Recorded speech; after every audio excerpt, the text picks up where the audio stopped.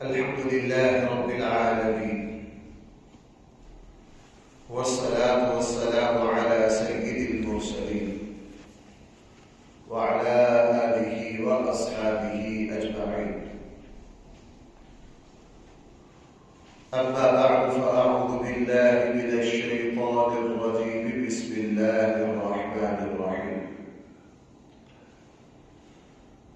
فجاءته إحداهما تمشي على استحياء قالت إن أبي يدعوك ليجزيك أجر ما سقيت لنا.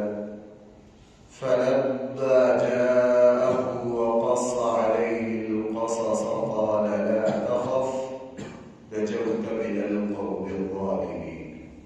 قالت إحداهما يا أبت استأجر إن خير من استأجرت القوي الأمين. صدق الله العظيم. فجاءته إحداهما تمشي على استحياء. ان دو عورتوں میں سے، لڑکیوں میں سے ایک آئی تمشی علی استحیاء، چلتے ہوئے حیا کے ساتھ، وقار کے ساتھ. اور حضرت عمر رضی اللہ عنہ نے فرمایا کہ ظاہر ہے انہوں نے یہ بات رسول اللہ صلی اللہ علیہ وسلم سے سنی کہ وہ خاتون اس طرح آئی کہ پورے پردے کے ساتھ، کہ چلنے سے 100% حیا جھلک رہی تھی. ظاہر ہے کہ اللہ کے کسی مقرر بندے کی دیندار بچیاں تھی اور ان میں تقویٰ طہارت تھا. اس میں قرآن نے خود ان کی حیا کی گواہی بڑے اونچے الفاظ میں، تمشی علی استحیاء، کہ وہ چل رہی تھی حیا پر سوار ہو کر. قالت ان ابی یدعوک، اور یہ اندازہ ہوتا ہے کہ یہ بہت ہی تربیت یافتہ لڑکیاں تھی. آ کر کیا کہا؟ یہ نہیں کہا کہ آپ میرے ساتھ چلیے، یہ حیا کے خلاف لفظ، میرے گھر چلیے، میں آپ کی مہمانی کرتی ہوں. ادب دیکھیے. قالت، کہا ان ابی یدعوک، میرے والد آپ کو بلا رہے ہیں، میرے والد آپ کو بلا رہے ہیں. کیوں؟ لیجزیک اجر ما سقیت لنا، تاکہ تجھے بدلہ دے ما سقیت لنا، جو تو نے ہمارے لیے پانی نکالا اور ہماری بکریوں کو پانی پلایا. کل کے درس میں نے عرض کیا تھا کہ احسان کا بدلہ بھائی کیا ہے؟ احسان. تمام انبیاء کی سنت، تمام انبیاء کا وصف یہ ہے کہ جس نے زندگی میں احسان کیا ہے اس احسان کا بدلہ احسان ہے. آج کل کے بدترین زمانے میں ہم کیوں کہہ سکتے ہیں کہ اگر احسان کا بدلہ کوئی احسان سے نہیں دے سکتا، کم سے کم احسان کا بدلہ شر سے بھی نہ دے. اس زمانے میں جس پر احسان کیا جائے اس کی طرف سے شر نہ پہنچے، بس یہی کافی ہے. بھائی یہی کیا ہے؟ کافی ہے. ہم بہت نچلے درجے میں آ چکے ہیں، ہمارا معاشرہ بہت نچلے درجے میں. انسان جتنی اپنی اولاد کے لیے کرتا ہے کسی کے لیے اتنی تگ و دو نہیں کرتا، لیکن سب سے زیادہ تکلیف انسان کو اپنی اولاد کی طرف سے دیکھنی پڑتی ہے، اپنی اولاد کی طرف سے دیکھنی پڑتی.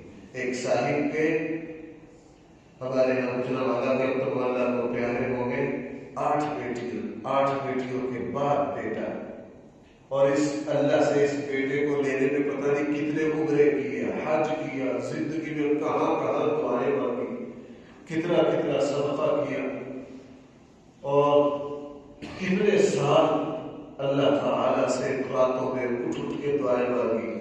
ایک بیٹا ملا آخر میں. اس بیٹے نے اتنا ذلیل و رسوا کیا کہ یہ شخص دنیا سے جب جا رہا تھا تو زبان سے نکل گیا، کاش یہ جو اللہ نے مجھے بیٹا دیا ہے اس کی جگہ میں اللہ بیٹی ہی دے دیتا، یہ بیٹا نہ ملتا، یہ بیٹا نہ ملتا. کیوں؟ ہمارے یہاں احسان فراموشی بہت زیادہ ہے، احسان فراموشی بہت زیادہ ہے. اس زمانے میں دیکھ لیجئے بہو تلاش کرتے ہیں لوگ، رشتے کس طرح بنا سماجت سے دیتے. جب رشتہ دیا جاتا ہے تو سب بڑے احسان مند ہوتے، لیکن بعد میں دیکھ لیجئے وہی بہو آ کر کیا کرتی ہے. جو خاندان بڑی محنت سے جنہوں نے یہ رشتہ دیا ہے اور رشتہ دینے پر یہ لڑکا اور اس کے خاندان کے شکر گزار بنے ہیں، بعد میں دیکھ لیجیے کیا بنتا ہے. بہت ساری جگہ الٹ ہوتا ہے کہ خود محنت سے رشتہ مانگتے ہیں، لیتے، لیکن بعد میں پھر ظلم بھی کرتے. بعد میں کیا کرتے ہیں؟ ظلم کرتے. اس لیے میں بھائی سچی بات آپ کو بتاؤں، مجھے تو ڈر لگتا ہے جب کوئی بیٹا بیٹی کا رشتہ کرتا ہے تو لوگ یہی کہتے ہیں کہ ہمیں سب سے اعلیٰ رشتہ ملا ہے. میں وہ بھائی نہ کرو، اللہ تعالیٰ سے بس خیر مانگتے رہو. اللہ سے کیا مانگتے رہو؟ خیر مانگتے رہو. اب میرا جو کہ لوگوں کے ساتھ معاملات بہت زیادہ ہے. رشتہ ملنے کے بعد یوں کہتے ہیں جی دنیا کا اعلیٰ ترین رشتہ ملا، سال کے بعد پتہ چلتا ہے طلاق ہو گئی. سال کے بعد کیا پتہ چلتا بھائی کیا ہو گئی. اس لیے میں تو اکثر کرتا ہوں بھائی اتنی تعریف نہیں کرو. ہاں، اللہ کے سامنے ہاتھ پھیلاؤ، اللہ تعالیٰ یہ جو رشتہ کر رہے ہو اللہ تعالیٰ اس میں خیر پیدا کر دے، اللہ اس میں بہتری پیدا کر دے، اللہ تعالیٰ اس میں کیا پیدا کر دے؟ خیر پیدا کر دے. بہرحال کر دیا جزیہ کا اجر کا سقینا لنا، تاکہ میرے والد آپ کو جو آپ نے ہماری بکریوں کو پانی پلایا ہے اس کا بدلہ دے. موسیٰ علیہ السلام چل پڑے. فلما جاء، اور بھائی انسان جب محتاج ہو کسی چیز کا تو اس وقت انسان کو نفروں میں نہیں پڑنا چاہیے، پھر اللہ تعالیٰ کی طرف سے وہ نعمت دوبارہ نہیں ملتی. موسیٰ علیہ السلام نے کیا تھا؟ یہاں محتاج تھے کہ نہیں؟ ہر درجہ محتاج تھے. جیسے ہی اللہ تعالیٰ کی طرف سے ایک امید اور خیر کا رستہ نظر آیا فوراً اس پر چل پڑے، کوئی دخل نہیں کیا. انسان جب کسی چیز کا ضرورت مند ہو، محتاج ہو، اللہ تعالیٰ کی طرف سے کوئی روشنی کی راہ دکھائی جائے، بھائی اس کو اللہ کی رحمت سمجھ کے فوراً کیا کر لینا چاہیے؟ مدینہ والوں نے جس وقت رسول، اب چونکہ مکہ کی زمین حضور پر بھائی کیا ہو گئی تھی، تنگ ہو گئی تھی. مدینہ کے لوگوں نے جیسے ہی حضور کو درخواست کی، اللہ کے نبی نے اس درخواست کو کیا کر لیا؟ کہ میں اس وقت مشکل حالت میں ہوں، اللہ تعالیٰ مجھے لگتا ہے اسی راستے اللہ تعالیٰ مجھے خیر دینا چاہے، اللہ تعالیٰ میرے لیے راہ کھولنا چاہے. ہمارے یہاں بہت سے لوگ ساری زندگی نفروں میں بڑھ جاتے ہیں، ساری زندگی نفروں میں ہی بڑھ جاتے ہیں. بہرحال جیسے ہی موسیٰ علیہ السلام کے سامنے یہ بات آئی، محتاج تھے، 8-10 دن کے پیدل چلے ہوئے تھے، بھوکے پیاسے تھے، جان کا کوئی نہیں تھا، رہنے کی جگہ نہیں تھی اور جان کا خطرہ تھا. جیسے ہی یہ آفر آئی تو فوراً اس کو قبول کر لیا اور ساتھ چل پڑے. فلما جاء، پھر جب ان بزرگوں کے پاس آئے، وہ شیخ مدین کے پاس جب آئے، وقص علیہ القصص، ان کے سامنے ساری داستان بیان کر دی. ان کے سامنے ساری داستان، مفسرین نے لکھا کہ اپنا سارا کچھ بیان کر دیا. میں فلاں ہوں، اپنا نسب بیان کیا حضرت ابراہیم تک. ظاہر مدین جو ہے یہ حضرت ابراہیم کے بیٹوں میں سے ایک بیٹے کے نام پر یہ شہر ہے، اور یہاں کے لوگ بھی حضرت ابراہیم کی اولاد میں سے تھے. بتایا کہ مصر میں بنی اسرائیل میری قوم کے ساتھ اسی طرح ظلم ہو رہا ہے، فرعون نے یہ کیا ہے، میری پیدائش اس طرح ہوئی ہے، اللہ نے مجھے یوں فرعون کے گھر کا پوری صورتحال. قص علیہ القصص، قرآن نے بڑے بھاری الفاظ استعمال کیے کہ پوری صورتحال سامنے رکھ دی. کرتے کرتے پھر ایک لڑائی کو چھڑاتے بغیر ارادے کے میرے یوں کا عرب سے بندہ بن گیا، پھر میرے قتل کے آنے جانے ہوئے، مجھے اچانک نکلنا پڑا، میں آپ تک پہنچا ہوں. پوری تفصیل کو جو مدین کے جو بزرگ تھے ان کے سامنے پورے حالات رکھ دیے.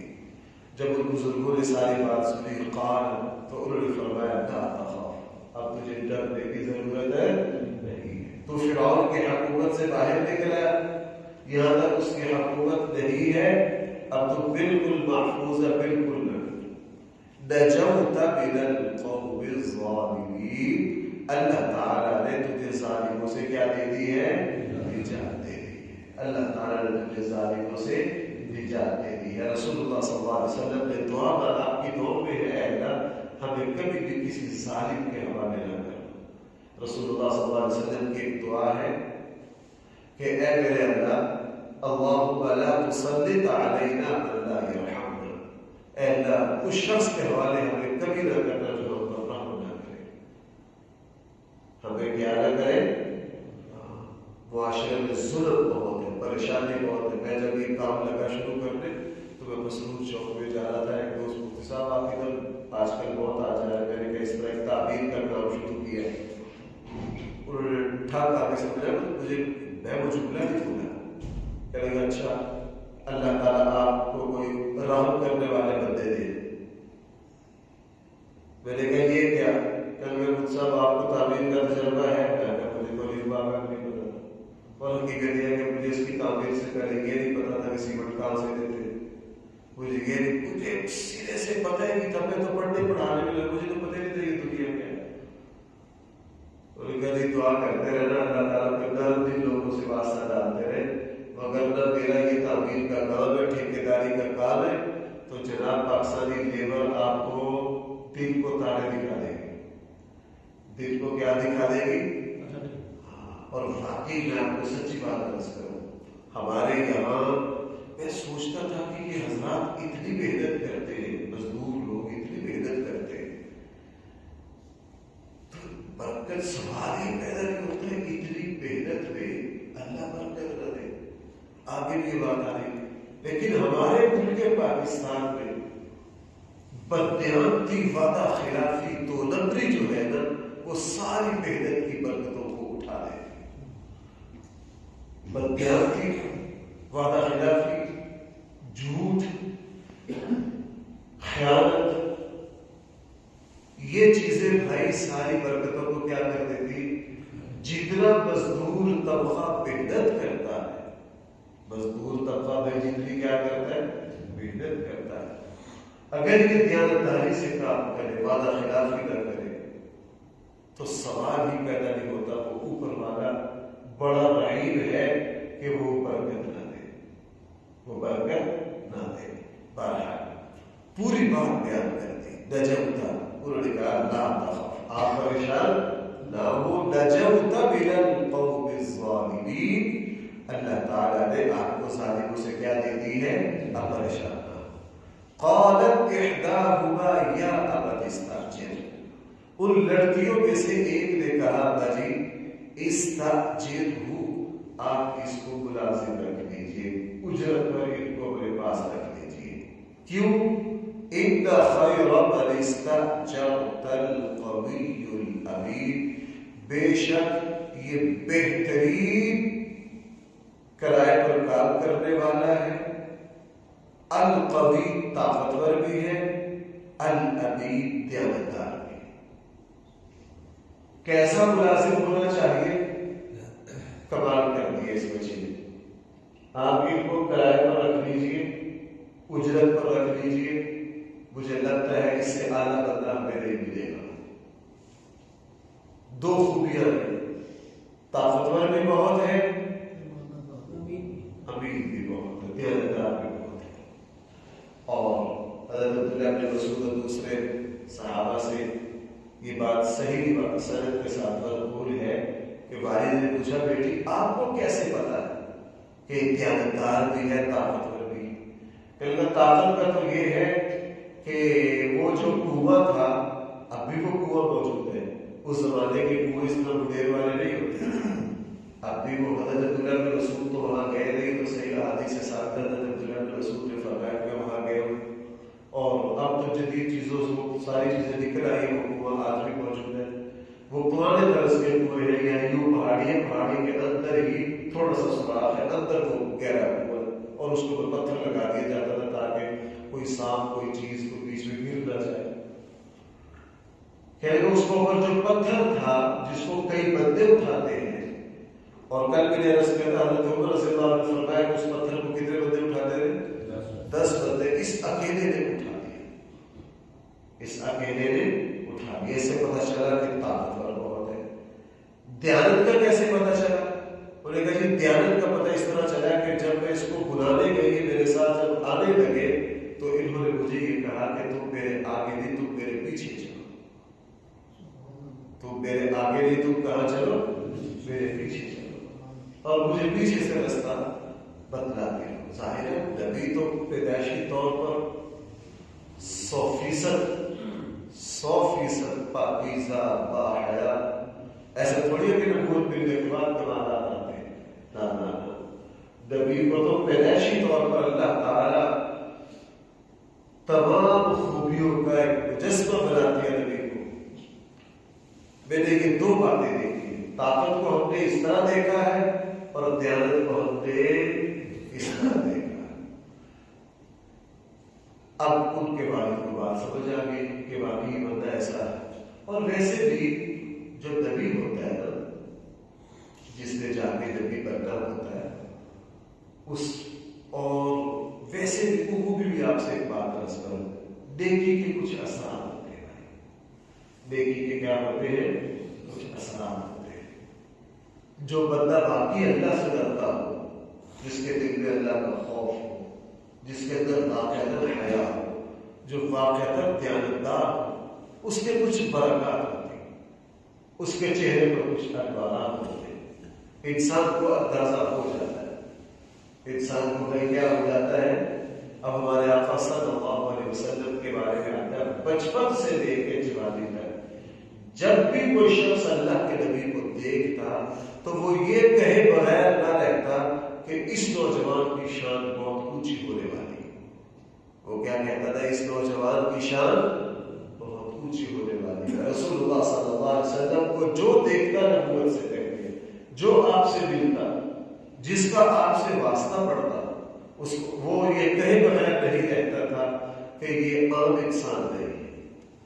یہ کیا ہے؟ عام انسان نہیں ہے. اللہ تعالیٰ نے تمام انبیاء کی شان رکھی ہوتی ہے. انبیاء تو بہت اونچے لوگ ہیں، انبیاء تو بہت اونچے لوگ ہیں. عام لوگوں میں بھی نیکی، تقوی، طہارت، اخلاق، دیانت، شرافت، ان کی وجہ سے اللہ تعالیٰ کچھ ایسی برکتیں پیدا کر دیتا ہے کہ دیکھنے والا بڑی آسانی سے سمجھ جاتا ہے. دیکھنے والا بڑی آسانی سے سمجھ جاتا ہے. بہرحال احداہما، ان میں سے ایک نے کہا بھائی ان کو ہمارے یہاں ملازم رکھ لیجیے. قال، وہ جو بزرگ تھے انہوں نے کہا، اب ظاہر ہے گھر میں جوان بچیاں ہیں، اس طرح رکھنا مناسب نہیں تھا، تو انہوں نے فوراً کہا انی اريد ان انكحك احدى ابنتي هاتين، میں یہ چاہتا ہوں کہ میں تیرا ان اپنی 2 بیٹیوں میں سے ایک سے نکاح کر دوں. ان 2 بیٹیوں میں سے ایک سے کیا کر دوں؟ نکاح کر دوں. یہ آفر خود سے بچی کے والد نے کی.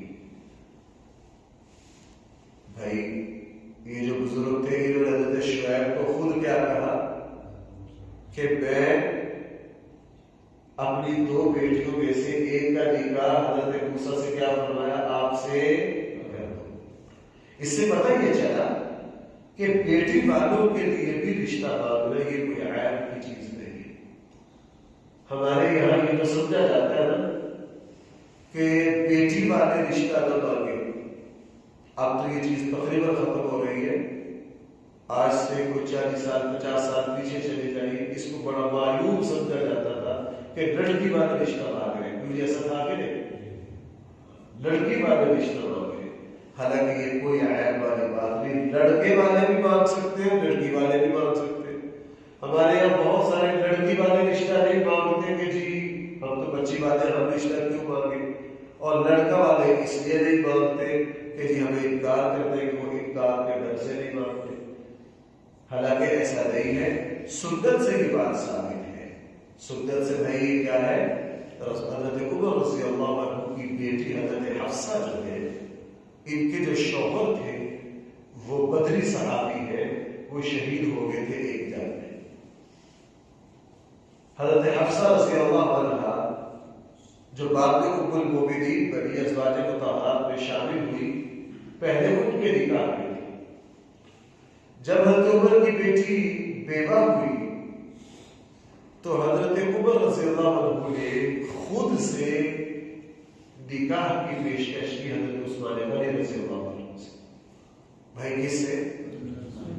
اور ان دنوں حضرت عثمان غنی رضی اللہ عنہ کی پہلی بیوی حضور کی بیٹی حضرت رقیہ کا انتقال ہو گیا تھا۔ حضرت رقیہ کا کیا ہو گیا تھا؟ حضرت عثمان غنی رضی اللہ عنہ نے ایک دو دن کی مہلت لینے کے بعد فرمایا کہ ان دنوں میرا نکاح کا ارادہ نہیں ہے۔ جب انکار کیا تو حضرت عمر کو اچھا نہیں لگا، انکار کر دیا۔ پھر حضرت عمر رضی اللہ عنہ نے اپنی اس بیٹی کے رشتے کے لیے، نکاح کے لیے حضرت ابوبکر سے کہا کہ آپ میری بیٹی سے نکاح کر لیجیے۔ حضرت ابوبکر نے انکار کر دیا، اور حضرت عمر فرماتے ہیں کہ مجھے عثمان کے انکار سے اتنا غصہ نہیں آیا جتنا مجھے غصہ آیا حضرت ابوبکر کے انکار سے۔ انہوں نے کہا کہ میں نہیں کرتا۔ کہنے کے تیسرے چوتھے دن بعد پھر میری بیٹی کے لیے پیغام آ گیا امام الانبیاء صلی اللہ علیہ وسلم۔ ظاہر ہے اس سے بڑا اعزاز کیا ہو سکتا تھا۔ اور پھر حضرت حفصہ حضرت عمر کی بیٹی نکاح میں چلی گئی بھائی رسول اللہ صلی اللہ علیہ وسلم کہ جب آپ میری بیٹی سے حضور نے نکاح کر لیا، اگلے دن حضرت ابوبکر میرے پاس آئے۔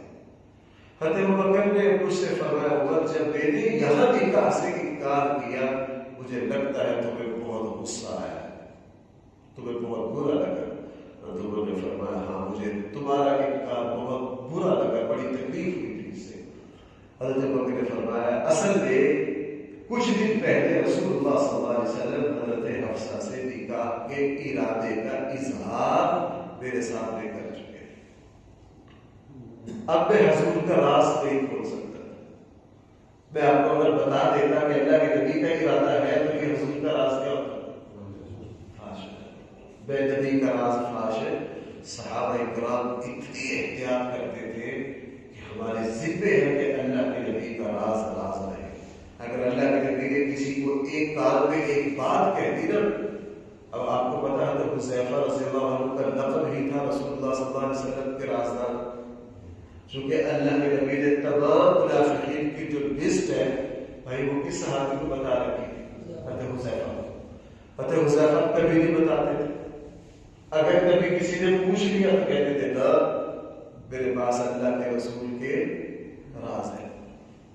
حضرت عمر نے ایک مرتبہ مجھ سے پوچھا کہا میرے پاس، تو حضرت عمر نے فرمایا یار ٹھیک ہے نام بتاؤ، بتانا بھی نہیں چاہیے، اتنا بتا دو میرا نام تو اس لسٹ میں نہیں ہے۔ یہ خوف تھا، میں کہا میری نام کا نام کدھر ہوگا اس میں۔ ہاں اپنی زندگی میں آخر میں حضرت حذیفہ نے بس ایک مرتبہ اتنا فرمایا کہ مجھے اللہ کے رسول نے جن منافقوں کے نام بتا رکھے تھے اب اکثر مر گئے، ان میں سے 2-4 زندہ ہیں۔ ان میں سے اکثر کیا ہو گئے؟ 2-4 زندہ ہیں، لیکن بتائے وہ بھی نہیں کہ وہ کون سے زندہ ہے، بتائے وہ بھی نہیں، یعنی صحابہ۔ اب حضرت ابوبکر نے حضرت عمر سے فرمایا میرے انکار پر تمہیں غصہ آیا، تمہیں برا لگا، اصل میں میں نے انکار اس لیے کیا تھا کہ رسول اللہ صلی اللہ علیہ وسلم یہاں نکاح کے ارادے کا میرے سامنے اظہار کر چکے تھے، اس لیے میں نے انکار کر دیا، اور میں یہ تمہیں بتا بھی نہیں سکتا تھا کہ اللہ کے نبی کا ارادہ ہے۔ اس لیے بیٹی والوں کے لیے پہلے رشتہ پوچھ لینا کوئی عیب والی بات نہیں ہے، خود قرآن سے ثابت ہے اور سنت سے ثابت ہے۔ ہاں بیٹا والے کے لیے بھی رشتہ مانگنا کوئی عیب والی بات نہیں ہے۔ حضرت فاطمہ الزہرا رضی اللہ عنہا کا جب نکاح ہوا تو حضرت علی نے خود رسول اللہ صلی اللہ علیہ وسلم سے یہ رشتہ مانگا۔ یہ رشتہ پہلے حضرت ابوبکر نے مانگا تھا، حضور نے انکار کر دیا، حضرت عمر نے مانگا انکار کر دیا، تو پھر حضرت ابوبکر نے بعض میں آتا تو عثمان نے، حضرت علی رضی اللہ عنہ کو کہا کہ آپ حضور سے یہ رشتہ باندھ لیجیے، اور حضرت علی خود رسول اللہ صلی اللہ علیہ وسلم کے پاس گئے، خود رسول اللہ صلی اللہ علیہ وسلم کے پاس گئے، اور رسول اللہ صلی اللہ علیہ وسلم نے اس رشتے کو منظور کر دیا۔ ہمارے یہاں اگر لڑکا براہ راست کو رشتہ باندھے تو اس کو بہت عیب سمجھا جاتا ہے، حالانکہ حضرت علی نے خود رسول اللہ صلی اللہ علیہ وسلم سے کیا مانگا؟ یہ رشتہ مانگا۔ بہرحال قال، ان بزرگوں نے کہا انی ارید، بے شک میں چاہتا ہوں، ان انکح احدی بنتیہ، کہ میں آپ کا نکاح کر دوں ان دو بیٹیوں میں سے کسی ایک کے ساتھ، علی ان تأجرنی ثمانیہ حجج، اس شرط پر کہ تم میرے پاس 8 سال رہو۔ کتنا عرصہ رہو؟ یہ مہر نہیں تھا، بعض لوگوں کو یہاں غلطی لگ گئی کہ شاید یہ ایز اے مہر یہ کہا تھا نا، نکاح تو بعد میں ہوا، یہ کہا اگر تم میرے پاس ٹھہرے رہو کم سے کم 8 سال رہو تو میں یہ نکاح کر دوں گا، اور تمہیں پناہ بھی چاہیے، تمہیں پناہ بھی مل جائے گی، تمہیں بیوی بھی مل جائے گی، گھر بھی مل جائے گا، کاروبار بھی، سارا کچھ ہی مل جائے گا۔ اور حضرت موسیٰ علیہ السلام نے اس وقت ان چیزوں میں کیا تھے؟ محتاج تھے، محتاج۔